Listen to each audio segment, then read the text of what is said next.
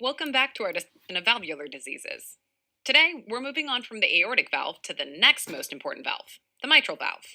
That's right, I said it. Looking at you, tricuspid. From 2.5 miles above the earth in this skydiving plane. Yep, we're heading up in the air for this one. In this sketch, we'll cover mitral regurgitation and mitral valve prolapse. While MR and MVP are separate entities, they're very closely intertwined, as you'll soon see.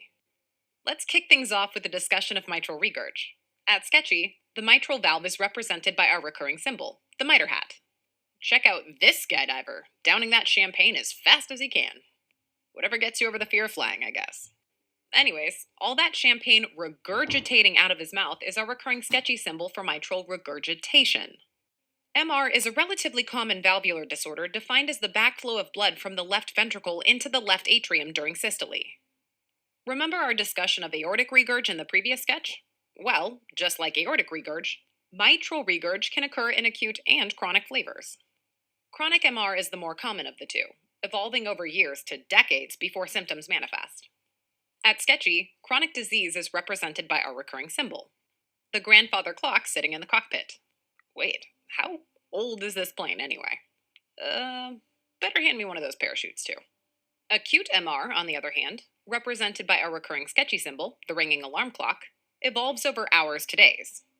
Because the heart doesn't have time to adapt to the hemodynamic changes, forward flow drops suddenly and symptoms develop quickly. Let's take a look at the clinical presentation of acute mitral regurg first.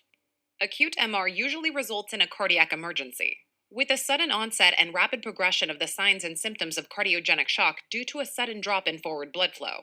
At Sketchy, cardiogenic shock is represented by our recurring symbol, the lightning bolt heart adorning the sign for the Heart Shock Jump School. Apt name. Mitral regurg in any form results in extra volume flowing into the left atrium. Since the normal left atrium isn't very compliant, the sudden increase in left atrial volume in acute MR leads to an abrupt elevation in left atrial pressure, which is reflected back into the pulmonary circulation, leading to pulmonary hypertension and edema. Clinically, the most common presenting symptom of acute MR is acute dyspnea, represented by that puff of air this jumper's blowing out, caused by the sudden onset of pulmonary edema. When it comes to acute regurgitation of a native mitral valve, there are two types of causes: ischemic and, well, non-ischemic. Ischemic acute mitral regurg is caused by papillary muscle rupture, which most commonly occurs as a mechanical complication of acute MI. At Sketchy, our recurring symbol for MI is the broken heartstring. Here, it takes on even more meaning since acute mitral regurg is caused by papillary muscle rupture, literally breaking the strings holding the valve leaflets together. See those three suns on that jumper's guitar strap? Aside from looking like super metal, those are there to remind you that papillary muscle rupture typically occurs 3 to 5 days after the MI itself. Patients with inferior wall MIs, affecting the right coronary artery, are most at risk for papillary muscle rupture. Non-ischemic acute MR, on the other hand, is caused by rupture of the chordae tendineae, represented by the cut parachute strings on that caution sign. Hope you packed a reserve, guy. There are three main conditions that can cause chordae tendineae rupture. First, see that giant hand mixer this jumper's wearing on her back? I hope there's a chute packed in there. Anywho, let that mixer remind you of myxomatous degeneration, such as mitral valve prolapse, which we'll get to later on in this sketch. It's arguably the most common non-ischemic cause of acute MR, at least in developed countries. Second, certain etiologies of infective endocarditis, represented by a recurring Sketchy symbol, the heart lantern, can also cause chordae tendineae rupture. Typically, this only occurs with more virulent pathogens, such as Staph aureus. Third, there's the jack-of-all-trades cause of valvular diseases, rheumatic heart disease, represented by our recurring Sketchy symbol, the rhubarb pie. Man, this girl is doing skydiving right. Since rheumatic heart disease has largely been eradicated in developed countries due to early diagnosis and treatment with antibiotics, this is generally only a factor in patients who have lived in endemic countries. Interestingly, the causes of non-ischemic acute mitral regurg also happen to be common causes of chronic mitral regurg. The difference between the two presentations depends on which part of the mitral valve are affected. Valve leaflet or annulus involvement generally results in chronic MR, whereas chordae tendineae disease usually leads to acute MR. We'll get to chronic MR in just a moment. For now, let's stick with this motley band of sky jumpers and look at the objective findings you'll see in acute mitral regurg.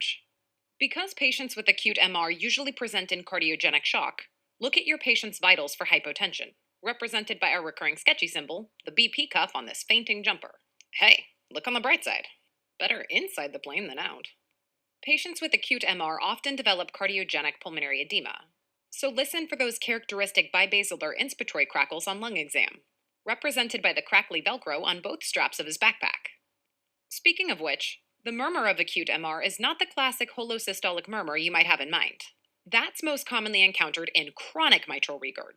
Instead, the murmur is soft, low pitched, and mid systolic. In either case, at sketchy, systolic murmurs are represented by a recurring symbol, the systolic spray of champagne out of that bottle. In up to half of cases, however, patients with acute mitral regurg will have no audible murmur at all. We call this phenomenon silent MR, and it's represented by those giant earplugs in our jumper. The absence of a murmur is actually a marker of severe disease, as it means the pressures in the left atrium and the left ventricle have equalized. Welp, I don't think that megaphone's going to get his attention there, guy. But it should remind you of echocardiography. As with other valvular disorders, echocardiography is the test of choice for the diagnosis of acute and chronic MR. In acute MR, the most common findings on echo include severe regurgitation and a flail mitral valve leaflet from the aforementioned rupture of the papillary muscles or chordae tendineae.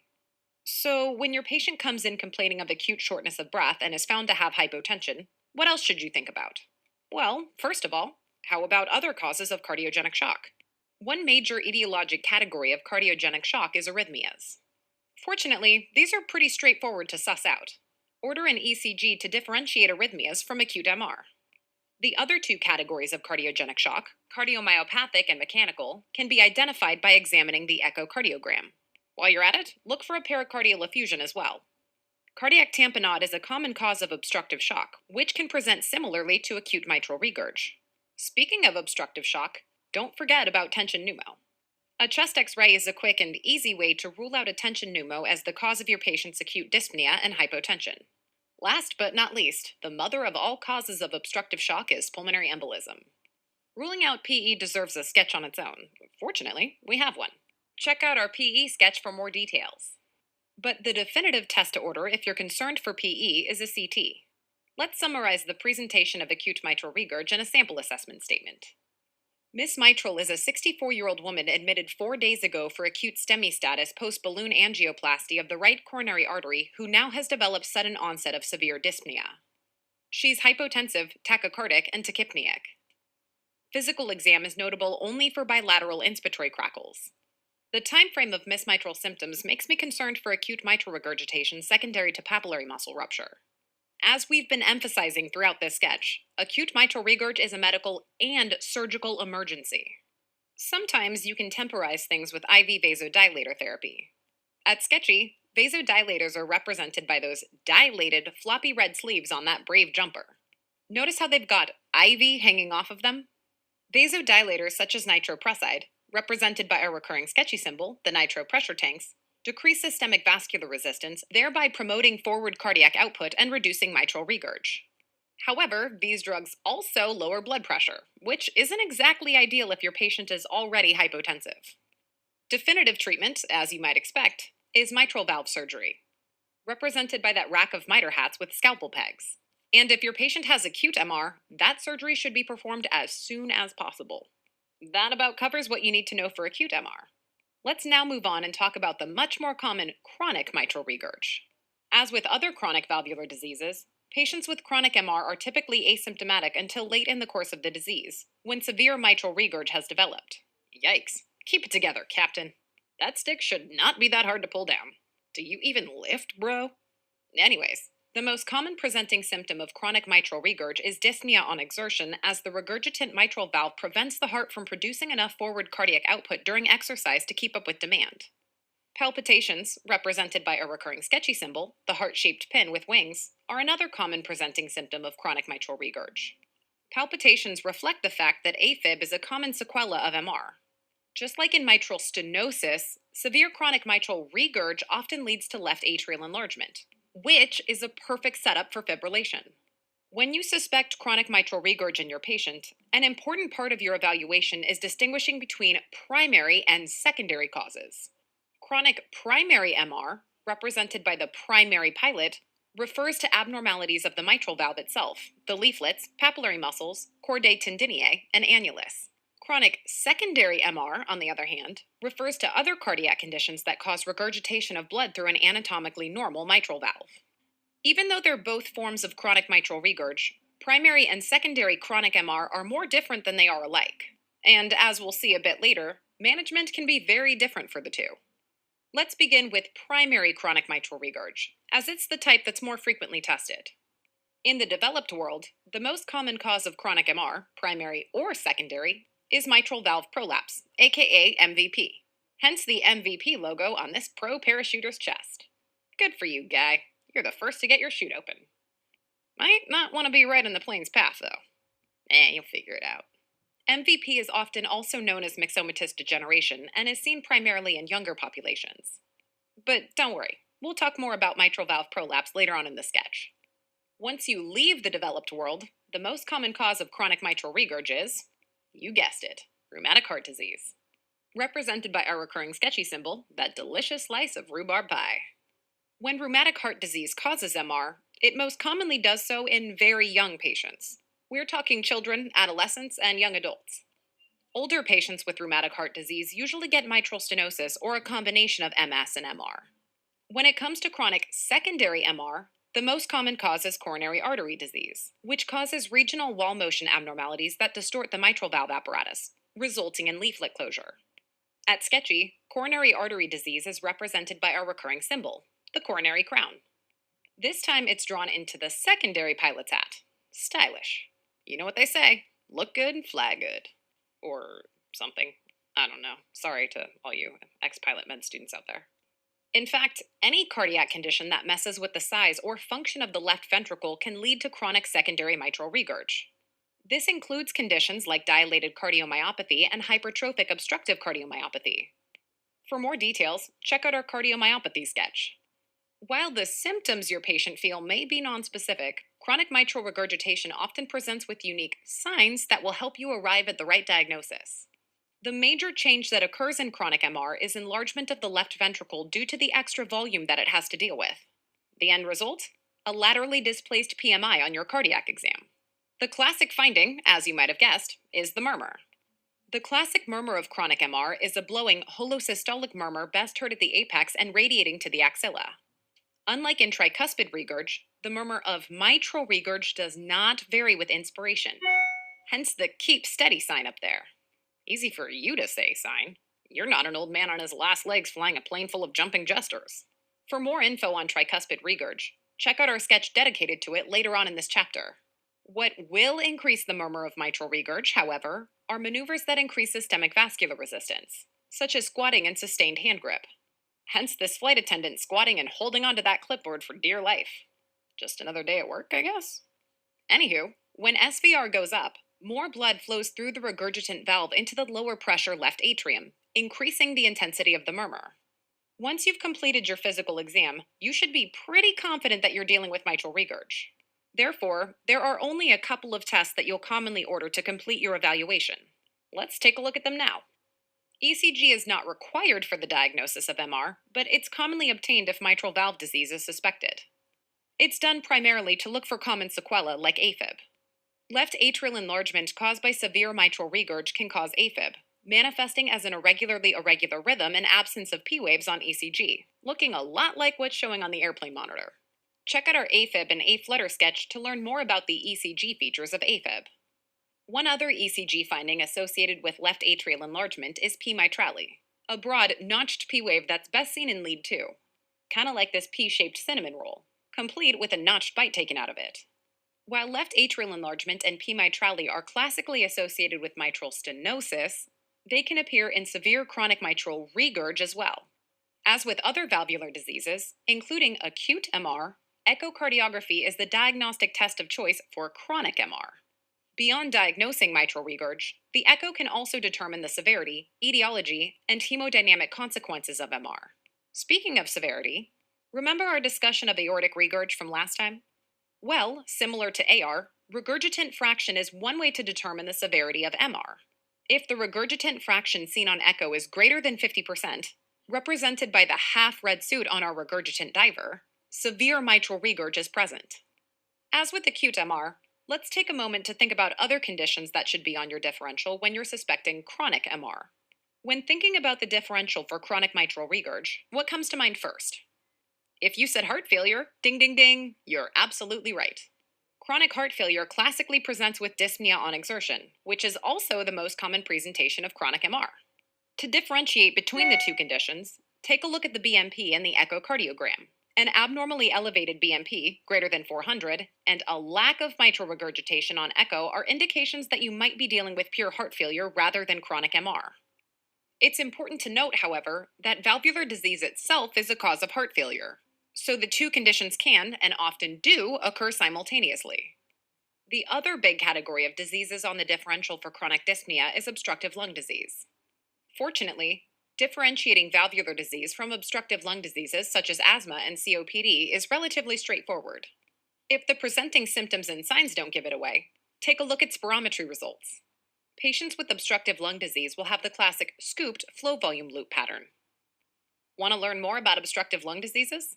We have a whole chapter on it in the pulmonary unit. Let's summarize the presentation of chronic mitral regurg in a sample assessment statement. Miss Leakey is a 40-year-old woman with no known past medical history presenting with occasional dyspnea on exertion and palpitations over the last 3 weeks. Physical exam is notable for a laterally displaced PMI out to the mid-axillary line and a 3 out of 6 blowing holosystolic murmur best heard at the apex. ECG shows sinus rhythm with left atrial enlargement. Given her exam findings, Miss Leakey's symptoms are most likely due to severe chronic mitral regurgitation. So now that we've made the diagnosis of chronic mitral regurg, what's the next step?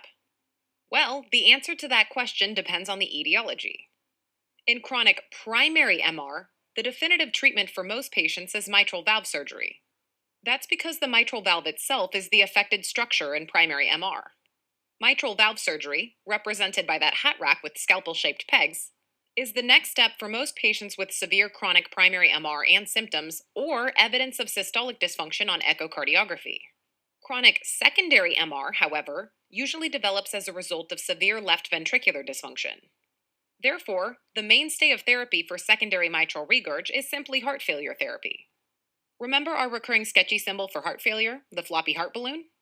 Well, we've bandaged this one to symbolize heart failure therapy. All the usual therapies are used, including ACE inhibitors, beta blockers, aldosterone antagonists, diuretics, and pacemaker implantation, among other treatments. Check out our chronic heart failure management sketch for all the deets on heart failure therapies. If medical therapy for heart failure isn't enough to improve symptoms of severe chronic secondary mitral regurg, the only other option is, mitral valve surgery. Surgical repair or replacement is also recommended for patients with severe chronic secondary MR if they're undergoing other cardiac surgery. Might as well get it all fixed if you're going to open up that heart, after all. That about does it for mitral regurgitation. Let's finish up this sketch by going back to a condition we briefly mentioned earlier, mitral valve prolapse. Mitral valve prolapse is the most common cause of severe mitral regurgitation in developed countries. The diagnosis of MVP is suspected on physical exam and made on echocardiography. Remember that funky hand mixer? For the most part, mitral valve prolapse is characterized by myxomatous degeneration of the mitral valve leaflets. The result is excessive mitral leaflet tissue, which leads to dysfunctional folding and inadequate apposition when the valve closes. Consequently, the valve falls or prolapses into the left atrium during systole. The majority of patients with mitral valve prolapse remain asymptomatic for their entire lives, with the condition only found on routine physical exam. If patients do present with symptoms, they're often nonspecific ones such as atypical chest pain, palpitations, dyspnea, anxiety, or dizziness. All the things that skydiving can cause, apparently. These symptoms that have been attributed to mitral valve prolapse are collectively known as MVP syndrome. It's important to remember, however, that the validity of MVP syndrome is a topic of intense debate, and the diagnosis of mitral valve prolapse should not be made on the basis of your patient's presenting symptoms. Beyond the nonspecific complaints your patient may come in with, several conditions in their past medical history may increase your suspicion for mitral valve prolapse. These include Marfan syndrome, represented by our recurring sketchy symbol, Marfan the Martian, Ehlers-Danlos syndrome, represented by that loose screw, and osteogenesis imperfecta, represented by those characteristic blue eyes on that mask. Since symptoms aren't reliable for the diagnosis of mitral valve prolapse, the key clinical manifestations are the heart sounds you'll pick up on your exam. The classic physical exam finding in MVP is a high pitched, non ejection mid systolic click. Hence the click of this jumper's carabiner right onto the middle of the rope. This click is thought to be caused by snapping of the chordae tendineae during systole when the mitral valve prolapses into the left atrium. Since mitral valve prolapse is the most common cause of severe MR in developed countries, expect to hear a systolic mitral regurg murmur at the apex, represented by a recurring sketchy systolic spray of champagne, in many patients as well. However, unlike the classic murmur of mitral regurg, the murmur in mitral valve prolapse decreases with maneuvers that increase left ventricular volume, such as squatting. That's why this squatting MVP jumper is having so much fun as opposed to that flight attendant who's fearing for her life. A tale of two airplane rides, am I right? Right? Anyone? Can't win them all, I guess. Your cardiac exam is the key step in diagnosis of mitral valve prolapse, as the unique sounds of MVP are the initial observations that would lead you to a diagnosis by ordering, you guessed it, echocardiography. As with other valvular diseases, echocardiography is the diagnostic test of choice for mitral valve prolapse. Echocardiography not only confirms the presence of MVP, it also allows for assessment of mitral regurg and the presence of other hemodynamic abnormalities. Let's summarize the clinical presentation of MVP in a sample assessment statement. Miss Prolapse is a 27-year-old female with no past medical history presenting with intermittent symptoms of sharp, non-exertional chest pain and occasional dyspnea on exertion. Vitals are unremarkable, and physical exam is notable only for a prominent mid-systolic click which increases with Valsalva and standing. ECG and chest X-ray are unremarkable. Given her symptoms and exam findings, I believe mitral valve prolapse is the most likely diagnosis. You've diagnosed mitral valve prolapse. Now what? Unless patients with MVP have concurrent symptoms or signs of severe mitral regurg, the only intervention that's needed is reassurance. Hence the "you can do it" sign on the coach's suit. Wow, I'm scared, yet motivated. Is that normal? Nope, it's MVP. Got it. Remember, most patients with mitral valve prolapse don't experience any hemodynamically significant cardiac issues, and the majority of patients remain asymptomatic for their entire lives. Alrighty, let's summarize what we've learned in this sketch with a quick review. Mitral regurgitation can be divided into two categories: chronic MR, the more common of the two, and acute MR, which can evolve over hours. Acute MR is an emergency, with most patients presenting in cardiogenic shock. The most common cause of acute MR is papillary muscle rupture, typically occurring 3 to 5 days after an MI. Other causes of acute MR include myxomatous degeneration, infective endocarditis, and rheumatic heart disease, conditions that also cause chronic MR. If these conditions involve the chordae tendineae, the risk for rupture and acute MR is higher. When patients present with acute MR, you may hear a soft mid-systolic murmur or no murmur at all. As with other valvular diseases, the diagnostic test of choice for mitral regurg is echocardiography. Management of acute MR can involve afterload reducing agents like sodium nitroprusside, which can promote forward flow over regurgitation by reducing SVR. The use of these drugs, however, is limited since they can decrease the patient's already low blood pressure. Ultimately, acute MR is an emergency requiring immediate mitral valve surgery to fix the problem. Chronic mitral regurg, on the other hand, is much more slowly progressive, with patients remaining asymptomatic for many years before MR is severe enough to cause symptoms. When symptoms do manifest, they most commonly consist of exertional dyspnea and palpitations. Chronic mitral regurg itself can be divided into two categories: primary MR, in which the valve structure itself is disrupted, and secondary MR, which is typically caused by heart failure that leads to regurgitation through an anatomically normal mitral valve. The most common cause of chronic MR in the developed world is mitral valve prolapse, whereas in the developing world, rheumatic heart disease is the biggest culprit. The classic findings of chronic MR to look for are a laterally displaced PMI due to LV dilation and a blowing holosystolic murmur that's best heard at the apex, increasing with maneuvers that increase SVR, such as squatting and sustained hand grip, but remaining unchanged with respiration. An ECG is usually done to look for the cardiac consequences of chronic MR, such as left atrial enlargement and AFib. Once again, echocardiography is the diagnostic test of choice. Once chronic MR has been diagnosed, management depends on whether the disease is primary or secondary. When the valve apparatus itself is affected, the only way to fix the problem is through mitral valve surgery. In chronic secondary MR, since the mitral valve itself is normal, the mainstay of therapy is optimizing management of heart failure. When that isn't enough to improve symptoms, however, mitral valve surgery is still recommended. Lastly, we arrive at mitral valve prolapse. Patients with MVP may complain of a number of nonspecific symptoms ranging from chest pain to dizziness and anxiety. Collectively, these symptoms are termed mitral valve prolapse syndrome, but it's important to know that the validity of MVP syndrome is hotly debated. A few connective tissue diseases are associated with a higher incidence of mitral valve prolapse: Marfan syndrome, Ehlers-Danlos syndrome, and osteogenesis imperfecta. The diagnosis of mitral valve prolapse are suspected by the physical exam. The classic findings include a mid-systolic click and a systolic murmur that decreases with maneuvers that increase LV volume, such as squatting. The diagnosis is confirmed by, surprise, echocardiography. Unlike the other mitral valve diseases, the only treatment for most patients with MVP, unless they have significant mitral regurg, is simply reassurance. Most patients with mitral valve prolapse will remain asymptomatic for their entire lives. That's it for mitral valve diseases. Tune in next time when we'll finish our discussion of mitral valve disease with an important one: mitral stenosis.